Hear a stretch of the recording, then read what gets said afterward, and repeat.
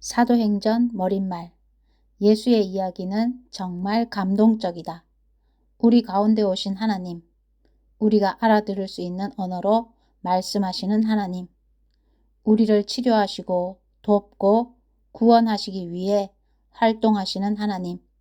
그러다 보니 자칫 감동만 받고 거기서 끝날 위험이 있다.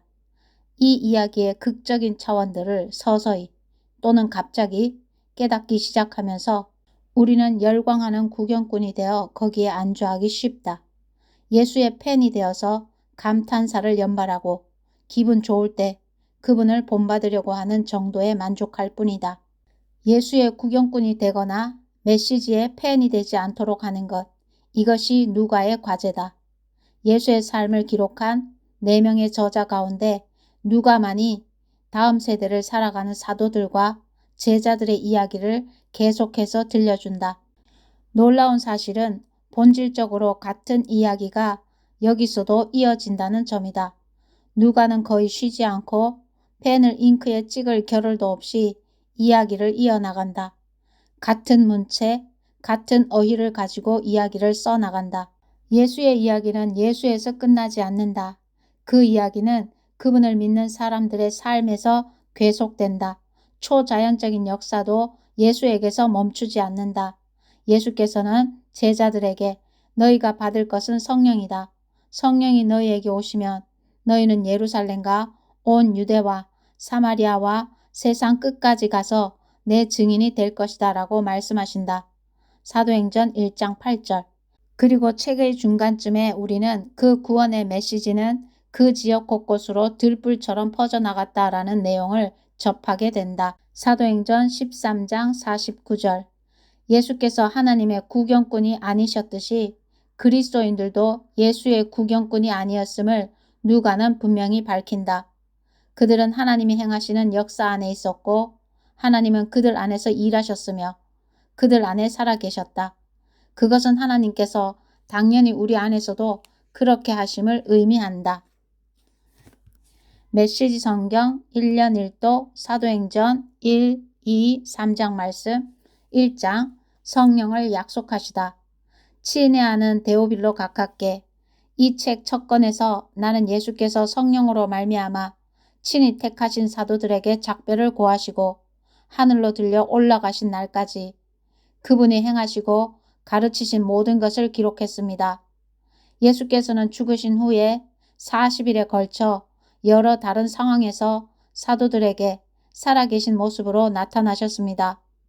얼굴을 대면한 여러 번의 만남에서 그분은 그들에게 하나님 나라에 관한 일들을 말씀해 주셨습니다. 만나서 함께 식사를 하면서 사도들에게 절대로 예루살렘을 떠나지 말라고 하시며 이렇게 이르셨습니다. 아버지께서 약속하신 것, 곧 너희가 내게서 들은 약속을 기다려야 한다. 요한은 물로 세례를 주었지만 너희는 성령으로 세례를 받을 것이다. 이제 곧 받을 것이다. 마지막으로 함께 있을 때에 사도들이 물었다. 주님, 이스라엘의 나라를 회복하실 때가 지금입니까? 예수께서 그들에게 말씀하셨다. 때는 너희가 알 수 없다. 때를 정하는 것은 아버지의 몫이다. 너희가 받을 것은 성령이다. 성령이 너희에게 오시면 너희는 예루살렘과 온 유대와 사마리아와 세상 끝까지 가서 내 증인이 될 것이다. 이것이 그분의 마지막 말씀이었다. 예수께서는 사도들이 보는 가운데 들려 올라가 구름 속으로 사라지셨다. 그들은 빈 하늘을 바라보며 거기 서 있었다. 그때 갑자기 흰옷을 입은 2사람이 나타났다. 그들이 말했다. 너희 갈릴리 사람들아, 왜 여기 서서 빈 하늘만 쳐다보고 있느냐? 너희 가운데서 하늘로 들려 올라가신 이 예수는 떠나신 그대로 틀림없이 영광 중에 오실 것이다. 예루살렘으로 돌아가다. 사도들이 올리버 산이라는 곳을 떠나 예루살렘으로 돌아갔다. 1km가 채 안 되는 길이었다. 그들은 모임 장소로 사용하던 다락방으로 갔다. 베드로, 요한, 야고보, 안드레, 빌립, 도마, 바돌로메, 마테, 알페오의 아들 야고보, 열심당원 시몬, 야고보의 아들 유다. 이들은 끝까지 이 길을 가기로 뜻을 모으고 온전히 하나가 되어 기도했다. 그 중에는 여자들도 있었다.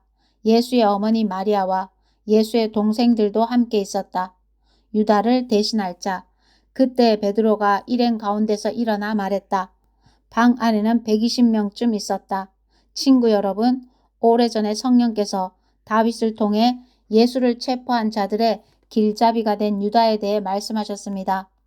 그 성경 말씀은 성취되어야 했고 이제 성취되었습니다. 유다는 우리 가운데 한 사람으로 이 사역의 한 부분을 맡았었습니다. 여러분도 알다시피 그는 뇌물로 받은 악한 돈으로 조그마한 농지를 샀는데 거기서 배가 터지고 창자가 쏟아져 나오는 비참한 최후를 맞았습니다. 이는 예루살렘 사람이면 누구나 아는 일입니다. 사람들은 그곳을 살인의 밭이라고 합니다. 정확히 시편에 기록된 그대로입니다. 그의 농지가 흉흉하게 되어 아무도 거기 살지 못하게 하소서. 또한 나중에 기록된 그대로입니다. 그의 자리를 다른 사람이 대신하게 하소서. 이제 유다를 대신할 사람을 세워야 합니다. 후임자는 예수께서 요한에게 세례를 받으시던 때부터 승천하신 날까지 우리와 함께 있었고 우리와 함께 그분의 부활의 증인으로 지목된 사람들 중에서 나와야 합니다. 그들은 두 사람을 추천했다. 일명 유스도라 하는 요셉 바사바와 마띠아였다. 그들은 기도했다. 오 하나님, 하나님께서는 우리 각 사람을 속속들이 아십니다. 유다가 제 갈 길을 가려고 버린 이 사역과 지도자의 자리를 대신할 사람으로 하나님께서 이 두 사람 중에 누구를 택하셨는지 보여주십시오. 그들은 제비를 뽑았다. 마띠아가 뽑혀서 12 사도 중에 들게 되었다. 2장 강한 바람 같은 소리. 오순절이 되었을 때 그들이 다 함께 한 곳에 있었다. 난데없이 맹렬한 기세의 강한 바람 같은 소리가 났으나 그 소리가 어디서 나는지 아무도 알 수 없었다. 그 소리가 온 건물을 가득 채웠다. 그러더니 성령께서 들불처럼 무리 사이로 퍼졌고 그들은 성령께서 시키는 대로 여러 다른 언어로 말하기 시작했다. 마침 그때 예루살렘에는 많은 유대인들이 머물고 있었다. 그들은 세계 각지에서 모인 경건한 순례자들이었다.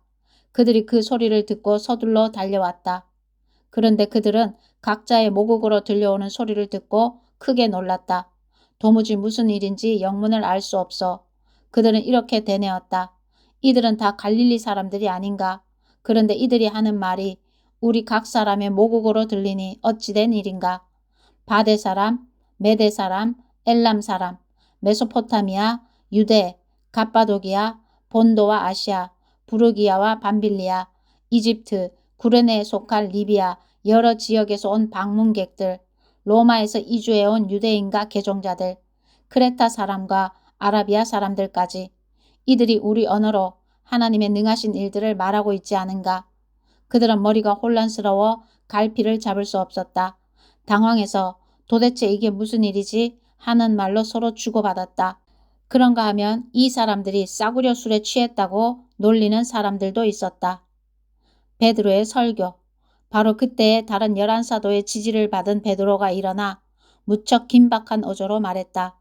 유대인 동포 여러분과 예루살렘을 방문 중인 모든 여러분, 잘 듣고 이 이야기를 바로 아시기 바랍니다. 이 사람들은 여러분 가운데 일부가 생각하는 것처럼 술에 취한 것이 아닙니다. 이제 겨우 아침 9시인데 취할 시간이나 있었겠습니까? 이것은 예언자 요엘이 장차 일어날 것이라고 알려준 일입니다. 하나님께서 말씀하신다. 마지막 때에 내가 모든 사람에게 내 영을 부어줄 것이다. 너희 아들들은 예언할 것이며 너희 딸들도 예언할 것이다. 너희 청년들은 환상을 볼 것이며 너희 노인들은 꿈을 꿀 것이다. 그때가 이르면 나를 섬기는 남종과 여종에게 내 영을 부어줄 것이니 그들은 예언할 것이다. 내가 위로 하늘의 이적과 아래로 땅의 표적을 베풀 것이니 피와 불과 소용돌이 치는 연기, 주의 날, 무섭고 기이한 그날이 오기 전에 해가 어두워지고 달이 핏빛으로 붉어질 것이다. 누구든지 나 하나님에게 구해달라고 부르짖는 자는 구원을 얻을 것이다. 이스라엘 동포 여러분, 이 말을 잘 들으십시오. 나사렛 예수는 하나님께 온전히 인정받으신 분이셨습니다. 하나님께서 그분을 통해 행하신 기적과 이적과 표적들은 여러분이 이미 다 알고 있습니다. 이 예수께서 하나님의 주도 면밀하신 계획에 따라 법을 제멋대로 주무르는 사람들에게 배반당하시고 여러분에게 넘겨줬습니다. 여러분은 그분을 십자가에 못 박아 죽였습니다. 하지만 하나님께서 죽음의 밧줄을 푸시고 그분을 다시 살리셨습니다. 죽음은 그분의 상대가 되지 못했습니다. 다윗이 이 모든 것을 말했습니다. 내가 항상 내 앞에 계신 하나님을 배웠다. 그분이 내 곁에 계시니 그 무엇도 나를 흔들 수 없다. 내 속에서 온통 기쁨과 희열이 넘쳐 나는 소망의 땅에 내 거처를 정했다. 주님은 절대로 나를 음부에 버리지 않으실 것이므로 나는 죽음의 악취조차 맞지 않을 것이다. 주님께서 내 발을 생명길에 두셨고 주님의 얼굴은 온 사방에 햇빛 같은 기쁨으로 빛난다. 사랑하는 친구 여러분, 여러분에게 더없이 솔직히 말하겠습니다. 우리 조상 다윗이 죽어서 묻혔고 그 무덤이 오늘도 분명히 우리 눈앞에 있습니다. 그러나 예언자이기도 했던 그는 자신의 한 후손이 나라를 다스릴 것이라고 하신 하나님의 엄숙한 맹세를 알고서 먼 장래를 내다보며 메시아의 부활을 앞서 말했습니다. 음부에 내려가지 않고 죽음의 악취를 맞지 않을 것이다 라는 말이 바로 그것입니다. 이 예수를 하나님께서 다시 살리셨습니다. 여기 있는 우리가 다 그 일의 증인입니다. 그 후에 예수께서 하나님 오른편 높은 곳에 올려져 아버지께서 약속하신 성령을 받으시고 그 받으신 성령을 우리에게 부어주셨습니다. 여러분은 지금 그 일을 보고 듣고 있습니다. 그래서 다윗은 자기가 직접 하늘로 올라가지 않았지만 이렇게 말했습니다. 하나님께서 내 주님께 말씀하셨다. 내가 내 원수들을 내 발판이 되게 하기까지 너는 내 오른편에 앉아 있어라. 그러니 온 이스라엘 여러분, 이것을 아십시오. 여러분이 십자가에서 죽인 이 예수를 하나님께서 주와 메시아로 삼으셨습니다. 더 이상 의심할 여지가 없습니다. 듣고 있던 사람들이 마음속 깊이 찔려서 베드로와 다른 사도들에게 물었다. 형제 여러분, 그러면 우리가 이제 어떻게 해야 합니까? 베드로가 말했다. 삶을 고치십시오. 하나님께로 돌아와서 여러분 각자가 예수 그리스도의 이름으로 세례를 받으십시오. 그러면 여러분의 죄가 용서받습니다. 성령을 선물로 받으십시오. 이 약속은 여러분과 여러분의 자녀들 물론이고 멀리 있는 모든 사람들까지 우리 주 하나님께서 부르시는 사람이면 누구에게나 해당됩니다. 그는 이렇게 한참을 더 말하며 그들에게 간절히 권했다. 이 병들고 무감각한 문화에서 빠져나오십시오. 여러분이 할 수 있을 때 어서 나오십시오. 그날 약 3,000명이 그 말을 믿어서 세례를 받고 등록했다. 그들은 사도들의 가르침과 공동생활과 공동식사와 기도에 자신들의 삶을 드렸다. 주위에 있던 사람들 모두가 사도들을 통해 이루어진 모든 이적과 표적을 보고 두려워했다. 믿는 사람들 모두가 무엇이든 공유하면서 멋진 화합을 이루고 살았다. 그들은 자신들이 가진 것은 무엇이든 팔아 공동자원으로 이용하면서 각 사람의 필요를 채웠다. 성전에서 예배를 드리고 나서 집에서 식사하고 하나님을 찬양하는 것이 그들의 하루 일과였다. 식사 때마다 즐거움이 넘쳐 흐르는 축제였다. 사람들은 그 모습을 좋게 보았다. 하나님께서 구원받은 사람들을 더하셔서 날마다 그들의 수가 늘어났다. 3장 하루는 오후 3시에 베드로와 요한이 기도하러 성전에 들어가고 있었다. 마침 그때 사람들이 나면서부터 걷지 못하던 사람을 메고 왔다. 그는 날마다 아름다운 문이라는 성전문에 앉아 성전에 들어가는 사람들에게 구걸하던 사람이었다. 그는 베드로와 요한이 성전에 들어가려는 것을 보고 구걸을 했다. 베드로와 그 옆에 있던 요한이 그의 눈을 똑바로 쳐다보며 말했다. 여기를 보시오. 그러자 그는 그들에게서 뭔가 얻을 줄로 생각하고 고개를 들었다. 베드로가 말했다. 나는 동전 한 푼 가진 것이 없지만 내게 있는 것을 당신에게 주겠소. 나사렛 예수 그리스도의 이름으로 걸으시오. 베드로가 그 사람의 오른손을 잡아 일으키자 즉시 그의 발과 발목에 힘이 생겼다. 그는 펄쩍 뛰듯이 일어나 걸었다. 그 사람은 베드로와 요한과 함께 성전으로 들어가서 이리저리 걷고 춤추며 하나님을 찬양했다. 그곳에 있던 사람들 모두가 그가 걸어다니며 하나님을 찬양하는 것을 보았다. 그들은 그가 성전의 아름다운 문에 앉아 구걸하던 사람인 것을 알아보고는 깜짝 놀라 눈을 비볐다. 눈으로 보면서도 도저히 믿기지 않았던 것이다. 그 사람은 기뻐서 어쩔 줄 몰라 하며 베드로와 요한을 끌어안았다. 모든 사람이 그 모습을 직접 보려고 그들이 있는 솔로몬 회랑으로 달려왔다. 하나님께로 돌아서라. 사람들이 모인 것을 보고 베드로가 그들에게 말했다. 이스라엘 여러분, 이 일에 왜 이렇게 크게 놀라십니까? 이 사람이 걷게 된 것이 마치 우리 능력이나 경건함 때문인 것처럼 왜 우리를 쳐다보는 것입니까? 아브라함과 이삭과 야곱의 하나님, 곧 우리 조상의 하나님께서 그 아들 예수를 영화롭게 하셨습니다. 빌라도가 죄 없다고 한 그분을 여러분은 거절했습니다. 여러분은 거룩하고 의로우신 분을 거절하고 그 대신에 살인자를 놓아달라고 했습니다. 그러나 여러분이 생명의 주인 되신 분을 죽이자마자 하나님은 죽은 자들 가운데서 그분을 살리셨습니다. 우리가 그 증인들입니다. 예수의 이름을 믿는 믿음이 이 사람을 일으켜 세운 것입니다. 이 사람의 상태는 여러분이 잘 알지 않습니까? 그렇습니다. 바로 믿음, 오직 믿음이 여러분 눈앞에서 이 사람을 완전히 낫게 한 것입니다. 친구 여러분, 예수를 죽일 때 여러분은 자신이 무슨 일을 하는지 몰랐습니다.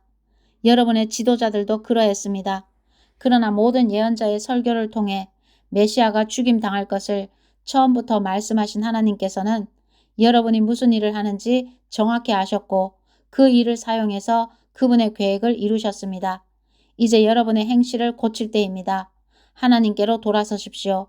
그리하면 그분께서 여러분의 죄를 씻어주시고 축복의 소나기를 쏟아부어 여러분을 새롭게 하시며 여러분을 위해 예배하신 메시아 예수를 보내주실 것입니다.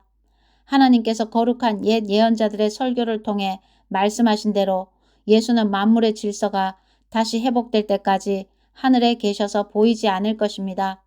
한 예로 모세는 이렇게 말했습니다. 너희 하나님께서 너희를 위해 너희 동족 가운데서 나와 같은 한 예언자를 일으켜 세우실 것이다. 너희는 그가 하는 말을 다 들어라. 그 예언자의 말을 듣지 않는 사람은 하나도 남김없이 그 백성 가운데서 멸망할 것이다. 사무엘부터 시작해 그 뒤를 이은 예언자들도 모두 같은 이야기를 전했고 이날이 올 것을 힘주어 말했습니다. 여러분은 이 예언자들의 후손이며 또 하나님께서 여러분의 조상과 맺으신 그 언약의 후손입니다. 하나님께서 아브라함에게 주신 언약의 말씀이 무엇입니까? 이 땅의 모든 민족이 내 후손으로 말미암아 복을 받을 것이다. 그러나 여러분이 맨 먼저입니다. 하나님께서는 여러분 한 사람 한 사람이 그 악한 길에서 돌이키면 여러분에게 복을 주시려고 그 아들을 일으켜 세우시고 여러분에게 보내신 것입니다. 아멘.